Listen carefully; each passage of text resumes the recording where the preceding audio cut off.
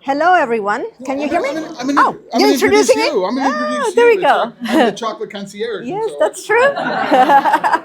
Hey, good morning, everyone, and welcome to this inaugural Midwest Craft Chocolate Festival. I mean, we are incredibly fortunate as an organization to be able to welcome Leila Carvajal, who is from CocoaSupply, which is based in Ecuador.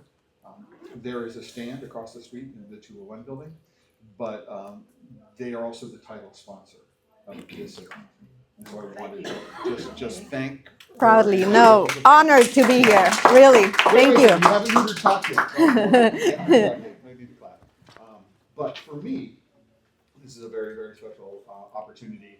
I have known Leila for quite some time. I've had the great good fortune of traveling to Ecuador and visiting her facility in Guayaquil in 2022.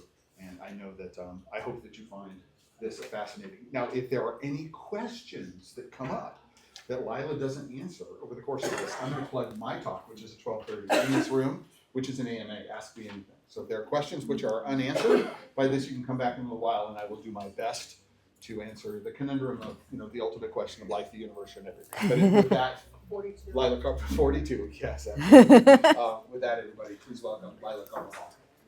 Thank you so much. Thank you. And it is actually our honor, my honor, to be here because, as Clay well knows, I come from a family that has been in cocoa since the late 1800s. So we started in a very small town in Ecuador, and we started as a family of farmers.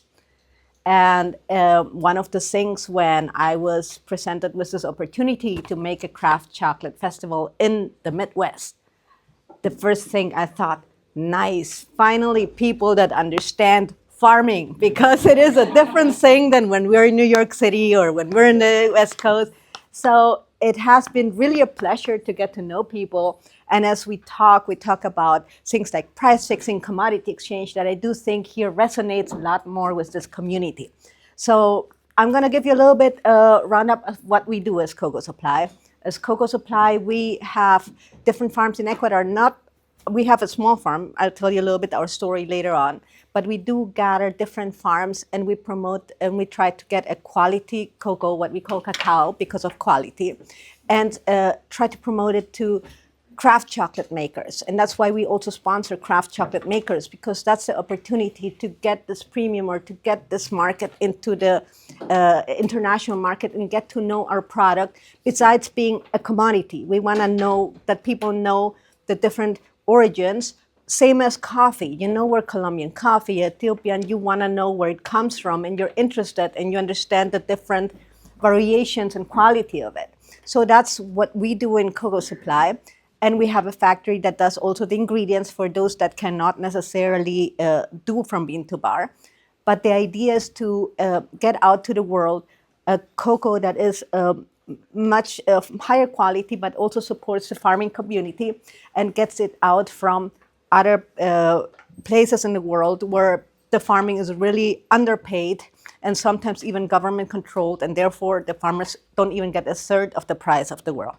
So we're gonna start a little bit the story of the family so you understand our rooting and our motivation. So this is thank you so much again. And here, we started again, late 1800s, and those are my great-grandparents. My great-grandmother started actually, her parents passed away and she had to run the farm by herself. She married, obviously at that point you married when you were 16. And the problem was in the 1900s beginning, there was a disease that we had that was called the witch's broom. So all the plantations were suddenly, from being high yielding, were basically non-existent. They even tried to sell us other plants, saying that it was a different variety, more resistant. It was a lot of investment. It still didn't work out.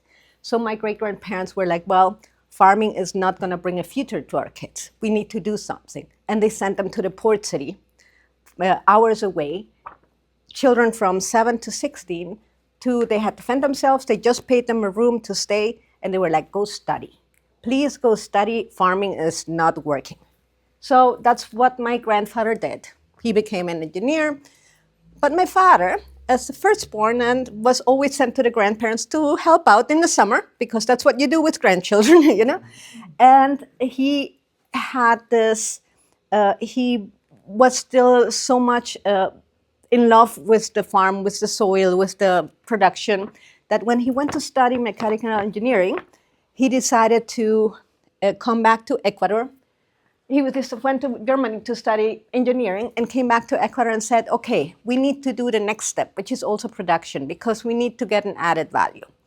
And that's where he started to work with, make a factory.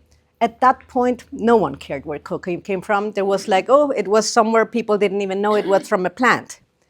So what he did is, and at that point there was no internet, there was no promotion, so he had to sell it to the big companies, everything to the commodity exchange. And as we all know here, same as corn and soy, when the market is high, we do well. When the market is low, even if it's you have a good crop, a good product, they don't care. It's just one more bean in the market. And that's what I grew up with. I grew up with looking at the commodity exchange. I still look at it. I still start to panic when it starts to fluctuate too much. I still have those things because that's what we are used to. We're used to, as farmers, to have to gamble basically all the time our crops, even though we have a fixed price. So this is when the idea of CocoaSupply came and the bean to market industry started to raise. So we started to find that people were more interested of where the product came from, what the life of the farmers are. And that's where we saw within the craft community that they were basically the ambassadors of the farmers. They were the ones that were able to tell the stories that we were not able to tell from the origin. So that's what we do nowadays. And one of the things that we have, as I explained, is the commodity exchange. We have risks of weather, of crop disease, what happened to my great-grandparents. We have also fluctuating prices, sometimes nowadays within one day that are, it's very hard also to tell the final consumer why suddenly there were prices that are higher and lower. So we're trying to also stabilize this with what we bring to the market. Again, with this idea of that we're going to community.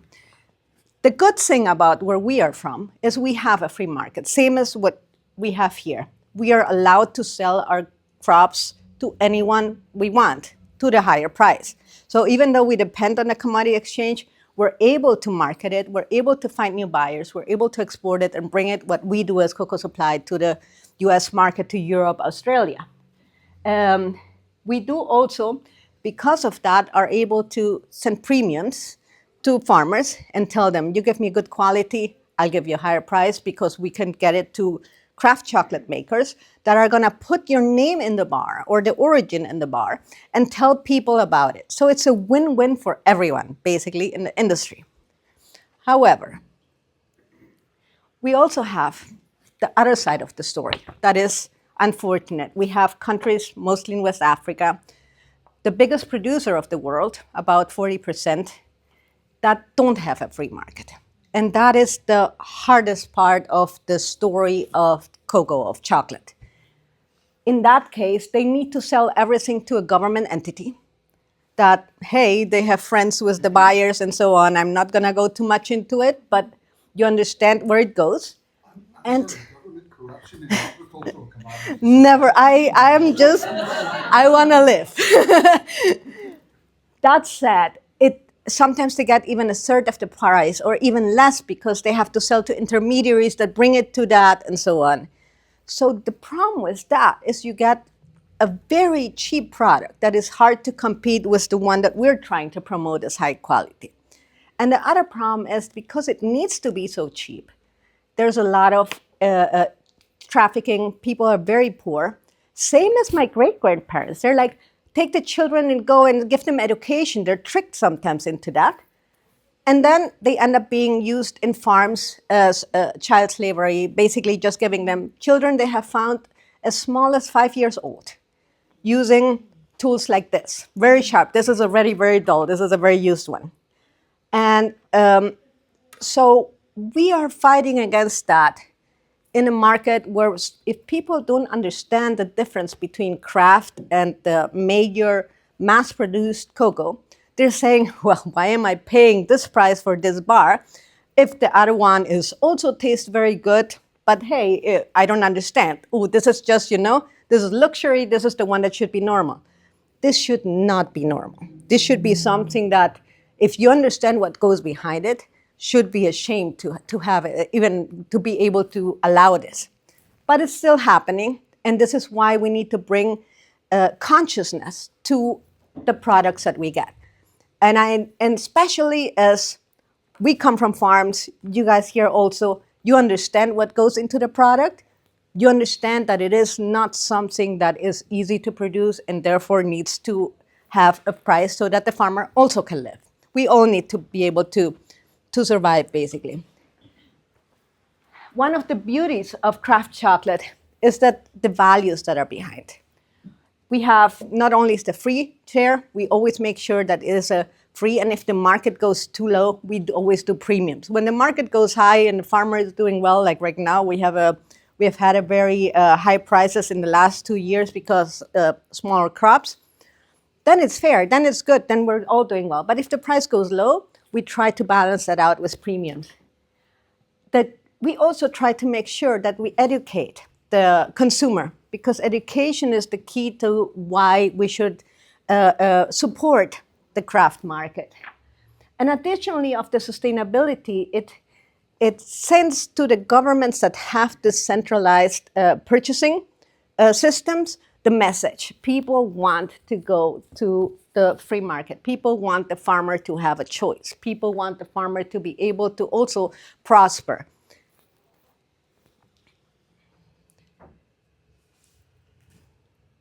Yes. And not only do we the fair practices, but also we innovate. As craft chocolate, we have the ability to experiment. If we do a little batch, then it's okay, it didn't taste good, it's fine. You'll eat it, I'll eat it, we'll pass it around. But if it tastes good, we have had incredible innovation with fruits, with inclusions, with nuts, with different variations, different origins. So as a craft chocolate, even though we're small compared to the main market, we have driven a lot of also the larger companies trying to think of differently and trying to continue. Before, chocolate was the same chocolate for the last decade. It didn't improve. It was milk, white, dark less because it was too bitter, as much sugar as it could to keep the prices down, and that was it. Right now with the craft chocolate, you're starting to see things that are strange. I don't know if you looked around with all those vendors. They have different flavors. They have all type of packaging. I've got a question. Who finds those things strange?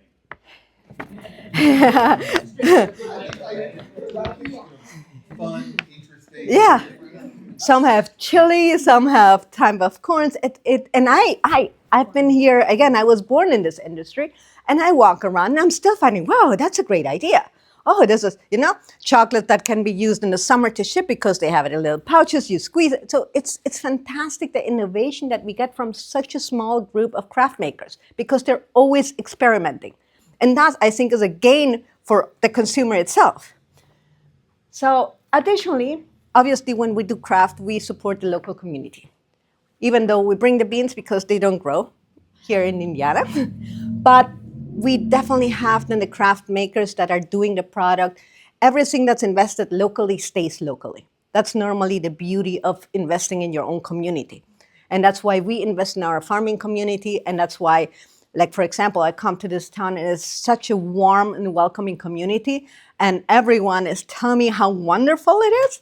That's the communities that we want everywhere, because those are the ones that bring back to your children and grandchildren not only the benefits, the economical benefits, but also the pride and the sense of belonging.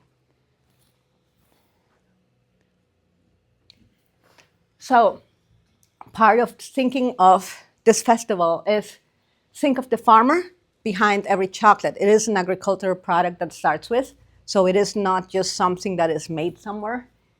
It's also to support the small businesses to income, but also to build a sustainable future. The only way we can have in the future a crop like chocolate that's very labor intensive, and it takes a long time to go from the farm to actually become chocolate, is by finding this specialties because we want the farmers also to have part of share. If I can, just really briefly. Sure. Can you hand me one of the pods, the small one? The small one? Well, I'm going to pass them around right now. Uh-huh. Yeah, let's do this. Every single one of these pods is removed from the tree by hand. Yes. Right. The pods do not fall from the tree. No. Each one needs to be individually cut, often with a machete or with a pair of scissors. Yeah. So a pod like this might produce enough beans to create a 1 ounce chocolate bar. Yeah. So when you think about the fact that there are 4 million metric tons of dry cocoa produced every year, think about how many cocoa pods that is. Every single one of them cut off the tree by hand, most of them opened by hand. Yes. And the trees, because of the way they grow, are resistant to all forms of mechanization when it comes to upkeep, pruning, right, and harvesting. So imagine if corn were that way or soybeans were that way. It's like it puts everything into a very, very different perspective. Not only that, a cocoa tree before, yes, please. Also, a cocoa tree, before it starts giving fruits, it takes the newest one 3 years, but 5 years to give the first fruits. So you have a very intense, you really have to invest in it in a long term, labor intensive, and hardworking. It's interesting though, where I come from in Ecuador, yes. How long does a tree stay productive? Oh, some of them have been since I have memory, but obviously the production starts declining. We have had some that were maybe 20 years or something like that. Depending upon the genetic variety, that's true. 20 to 30 years is considered to be the productive life of a tree once it starts producing. Yeah. But what you can do is you can graft new material onto the yes. trunk. Yeah, exactly. And start it again. Exactly. But there are some, I've seen feral trees, so planted originally but left to grow wild, which still have pods on them after 200 to 300 years. Yes, they do. We have had some. They're very low productivity. It's very few of them, yes. A cocoa tree normally has a lot of them in the trunk, especially if you plant a new variety, if you do the cutting and you put a new one. But the problem is if you have the feral also, they start to grow longer. So even the harvest is different. We try to keep them lower so it's easier because all the fruits are on the trunk. And we opened this one here again, what Clay just said. In the field, they come, cut it off, open it with a machete, and then open it like that. And this is basically, I'm gonna pass it around so you have an idea.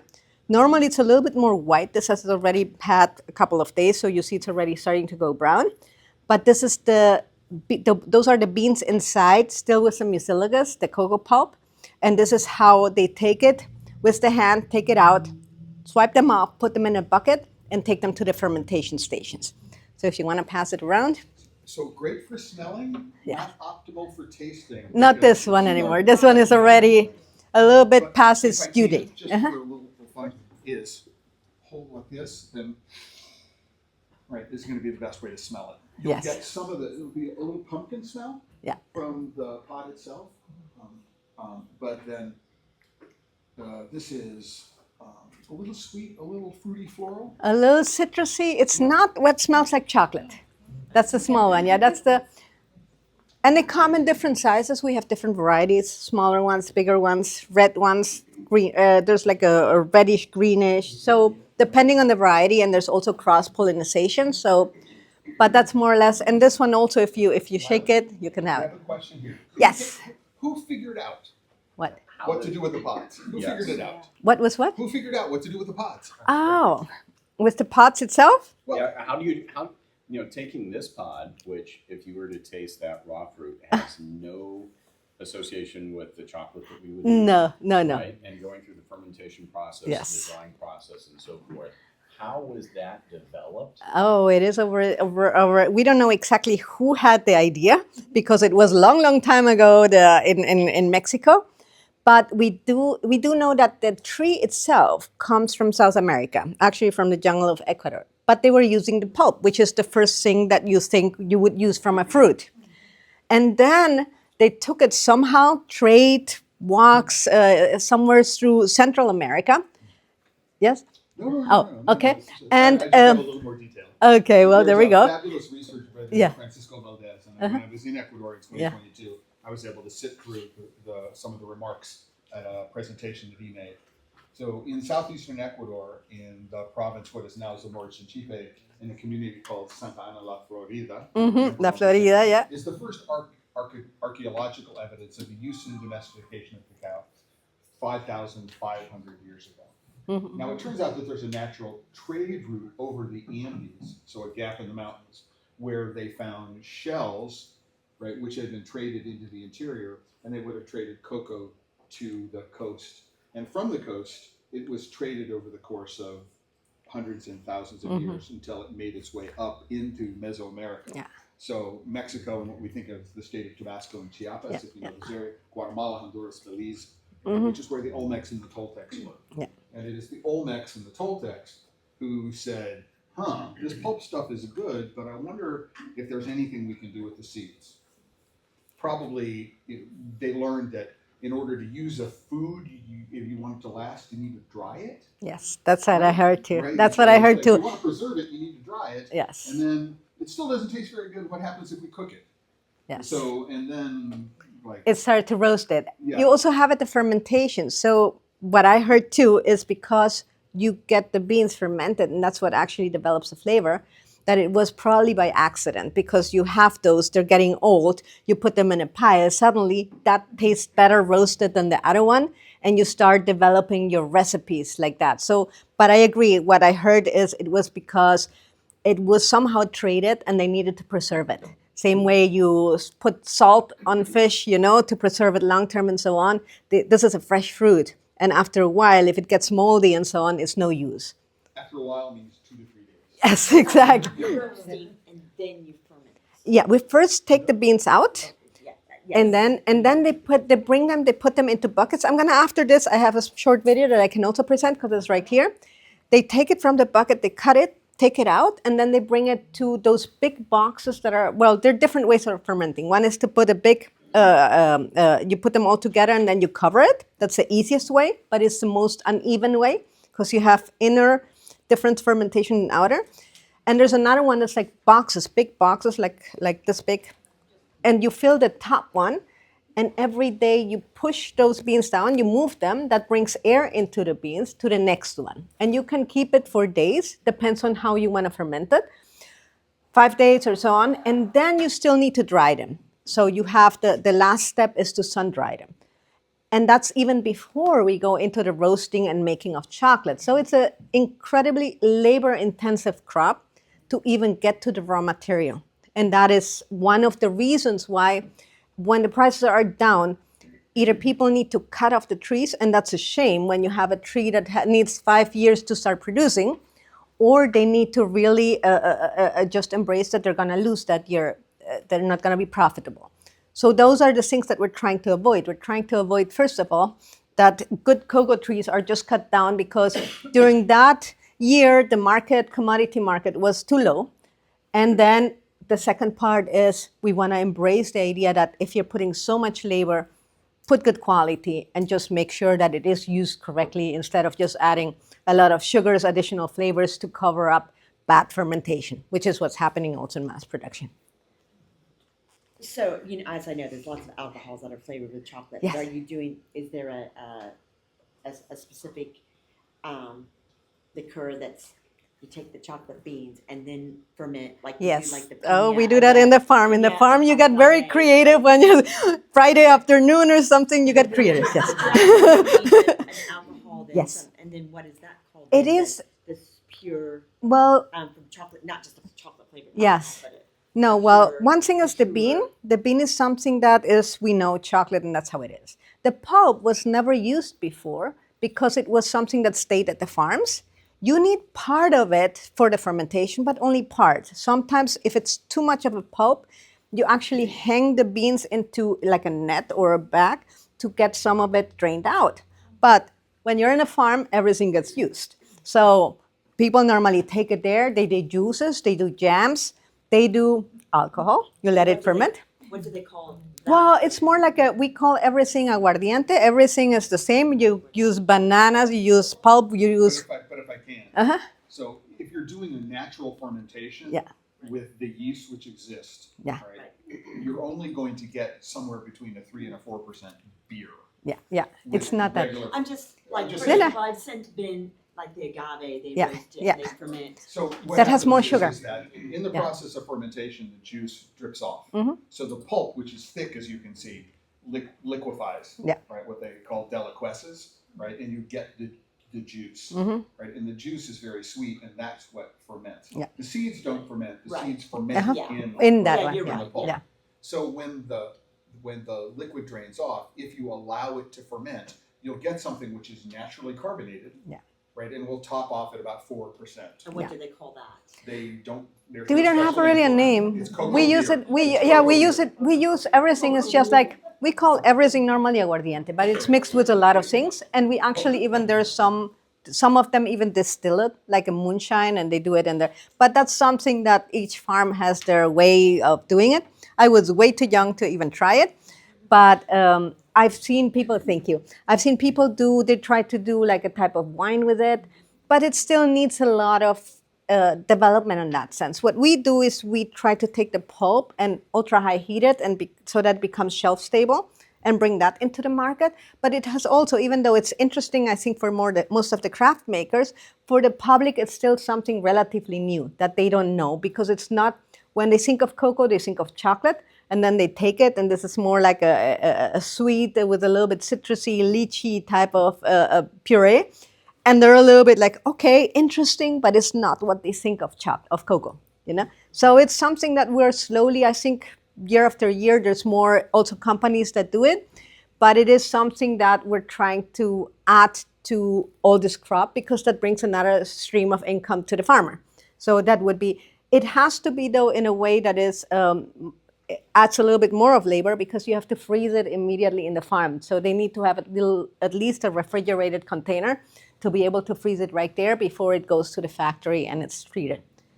So this is more or less of one of the things that we're also trying to do, is create new products that go with it. So trying to make the farmer, able to not only continue with good cocoa, but try to find other products that they can use.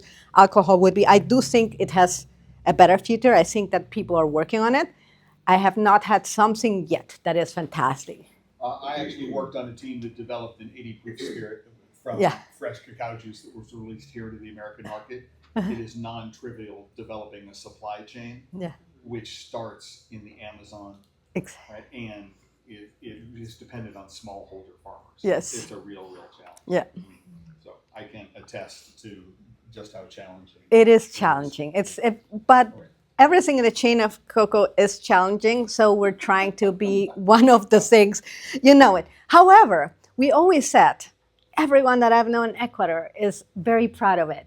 Every person there that has been to a farm or knows a farm or is somehow, they know cocoa. They know it's so in our blood. It's so in our system.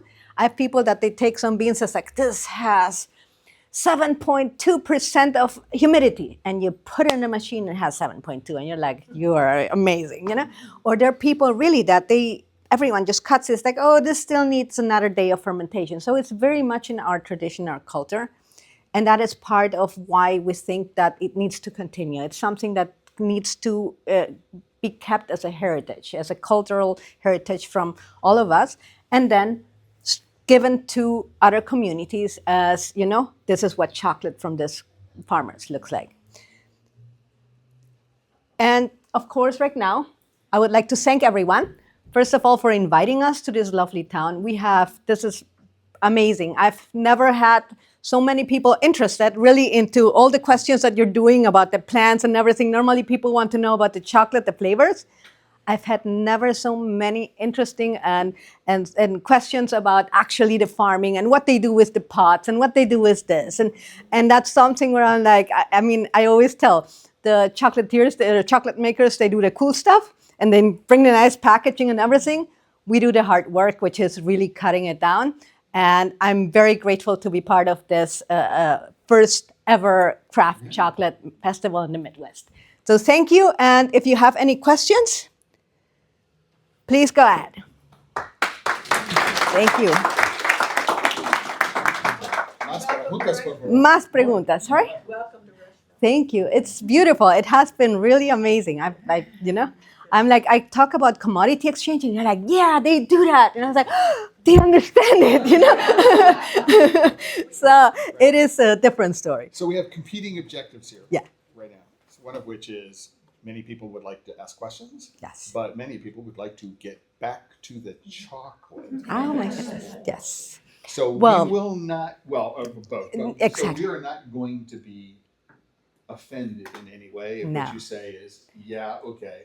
Because Lila's going to be on her stand, you can ask her those questions. But if anybody wants to go and check out some of the other chocolate makers, you've Not been only- to 201 and you haven't been to the courthouse yet, there are other things going on. Not only that, if Clay is going to be later on, so you can actually go right now to the chocolate makers, try different things, and from there, any question that you want to bring back, please. He has been around already since for a while, and he has been in so many different countries and not only seen.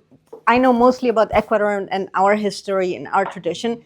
Clay has been more like internationally seen. He also knows our operation, but also anything you want to hear, because you will see that there's so many different origins, and that's what makes also craft chocolate a beauty, to be able to have different farming communities. I joked about the ultimate answer to life, the universe, and everything. Thanks for the shout out to Douglas Adams fans in the world.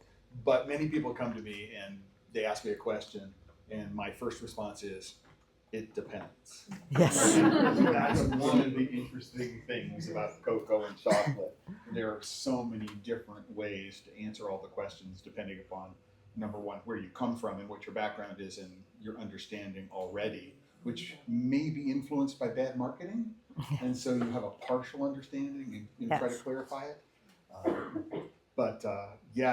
It's a fascinating topic. One of It those is. things I'm sure you know that the more you get into it, the more you realize just how little you know.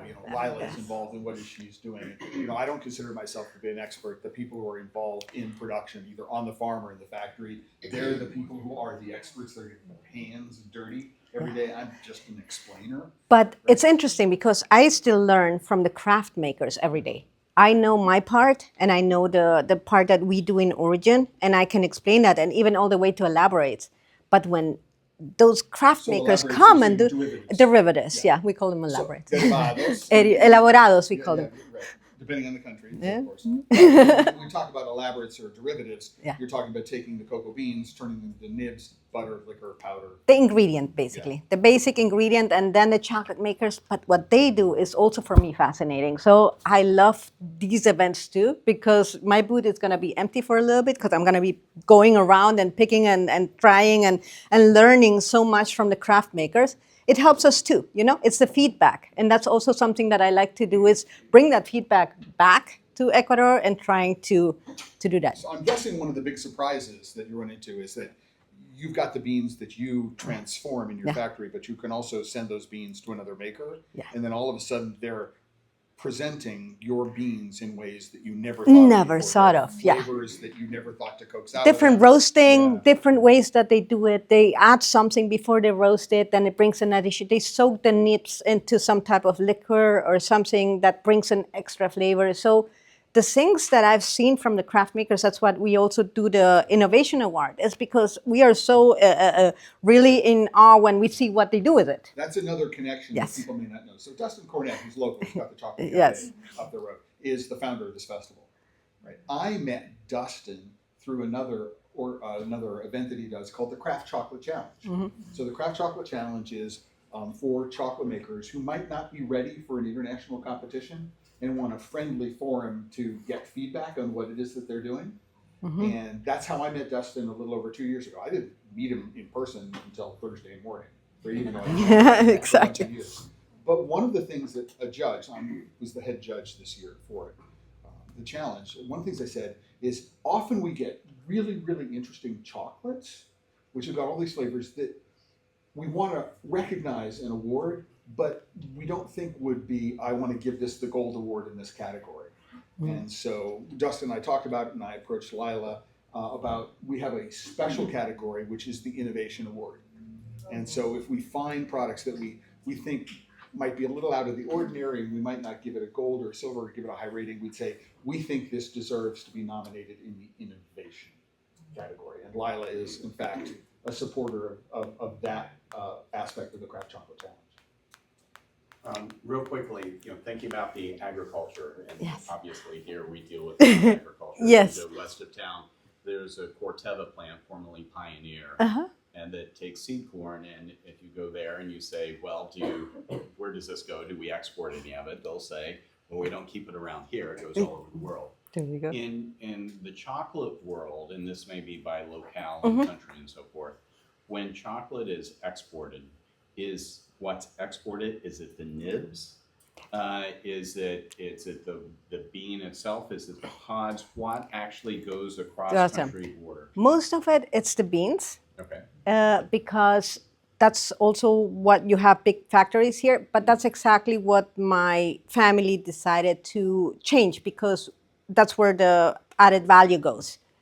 And when you export beans, it's really just a commodity. And they say, well, you have maybe some flavor, they're graded. According to that, they get paid according to the market. So that's exactly why we started to say, okay, we want to do elaborates, or derivatives, as Clay says, but elaborados. But and it's to add, but we're talking in the 70s when my dad started, we were still subject to the commodity exchange with a ratio against the commodity exchange. So if, for example, beans were traded sometimes even with a negative value, minus 200 sometimes, or sometimes at the same value as the commodity exchange, we were able to sell our paste, the mass, at 1.4 against the commodity exchange. And then we had to be looking, that's why I look at the commodity, it's like, and we had to be like, okay, price fix right now. And sometimes there was a long holiday and then it went down and we already had it produced. We buy the beans, we had that week in between, and we were really, you see, all the risk ended up being ours anyhow. So that's a little bit with the craft chocolate industry. I started to be like, okay, we need to get out of the commodity exchange because it only gives the risks to us, and we do most of the work in that one, and the margins were completely different. I mean, our office and everything was relatively small, and I go to the traders and they have like amazing offices in the World Trade Center, so you're like, something is odd here, but it still is that most of them are beans. But you're starting to see also, because nowadays chocolate can be made in small machines, in small melangers, grinders, and tempered. You see also starting to see chocolate makers, craft chocolate makers in origin. You will see some people here from Honduras, some people here from, where is the other ones from? We have some different chocolate makers here. So the guy from Canada, Cacaitos, he's actually transferring From, in Canada. yeah, from, oh, okay, But okay. he owns the farms in Colombia. He is in Colombia. So, yeah, but there's some from Honduras. It's like Yeah. There are Yola, two different yeah. ones in Honduras, one So- in 201 and one in the So you realize that they're starting to finally get their own product. We had in Ecuador, we had a pretty bad chocolate. It was sad, and yet nowadays, nowadays we're starting to see slowly that our own country or the origins are starting to taste what they produce, and that's also one of the beauties that we have to thank craft chocolate for that, because no one would have invested in our countries to bring back the good chocolate, When I started out in this many, many years ago, one of the innovators in this producing in a producing country was a company in Ecuador that started winning all the awards and all the international competitions called Hikari. And when I think of one particular brand that started this move towards exporting what we might consider fine and flavor chocolate, Ecuador is top of the list of all the countries in the world that did that. Yes. To say also that Ecuador was the largest producer before that disease came that I was talking about. So we were the top producer of the world, and then that happened, and right now I think we're third at this point, but also slowly coming back. But then you realize how devastating something like that can be for a whole country. It was a whole crisis. It affected thousands of families, and again, to a point that you're like, children, go away. Learn something. This is nothing for us, we're going to starve. So those are things that people normally don't know when you only eat chocolate. You want to know the whole story behind it. If you're here, there's a lot of corn and soy production here, and even if you're not directly involved in it, you tend to be aware of it. cacao is generally grown thousands of miles from where you are, unless you're in Hawaii or Puerto Rico, which are the places in the United States where it's grown. I mean, if you've never been to Colombia, you've never been to Mexico, you've never been to these places, you have no concept of what it means to be a cocoa farmer. Yeah. Even if you are a farmer, you understand it, but the way it weaves itself into the local culture is, as you might imagine from the farming here, it's quite remarkably different.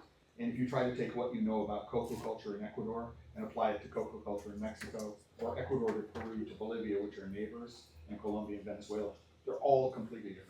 Yes. They're all completely different.